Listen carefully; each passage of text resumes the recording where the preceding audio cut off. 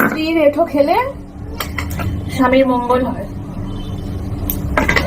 Hello, তো মন্দিরা দি যেটা বললো সেটা কে কে একমত একটু কমেন্টে জানিও তো। সত্যি স্বামীরা যদি স্ত্রীর এঁঠো খায় সেটা কিন্তু অনেক পুণ্যের, বলো? সত্যিই তাই। আর আমিও সেটা বিশ্বাস করি। দিদিকে খুব ভালোবাসি, দিদির ভিডিও প্রচুর দেখি, ভালো লাগে, তাই জন্যই দেখি। তাই জন্য তোমাদের সাথেও কিছু ছোট্ট ভিডিও ক্লিপ শেয়ার করলাম, তোমরা দেখো দিদি কি বলছে, দিদির বাড়িতে আজকে কে কে এসছে, কি রান্না হচ্ছে, দিদি কি আয়োজন করছে, সব কিছুটাই আজকের ব্লগে এটা এবার মেখে নিই, দিয়ে আলুটা কেটে নিই, টমেটোটা কেটে নিই, রান্না বসি।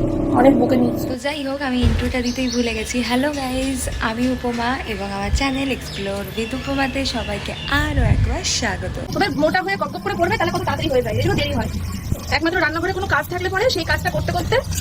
তো তোমরা দেখতেই পেলে দিদি এখন রান্নাঘরটায় রান্না করছে, পরিষ্কার করছে, ধোয়াধুয়ি করছে। আর তার সাথে দিদি ক্লান্ত হয়ে গেছে যে বোতলগুলো কী করবে। তো দিদির নাকি 12টা বোতল, মানে ঘরে 12টা বোতল। আমরা একটা দুটো বোতল নিয়ে হিমশিম খেয়ে যাই, তো দিদির আরও 12টা বোতল। যাই হোক, সেগুলোকেই ভরছে আর একা একা বকে যাচ্ছে।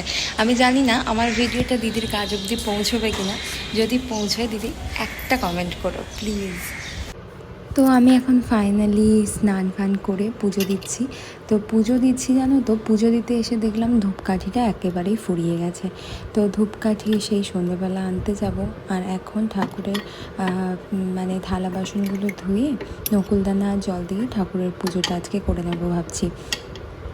তো মানে এত গরম পড়েছে, এই গরমে কিছুই ভাল লাগছে না। আর তার সাথে মানে ফ্যান চালিয়ে ঠাকুর পুজো করছি, নিজেকেও হাসি লাগছে যে ফ্যান চালিয়ে চালিয়ে নিজে আরাম করে ঠাকুরের পুজো দিচ্ছি। যাই হোক বন্ধুরা, দেখো নকুলদানা দিয়ে দিয়েছি।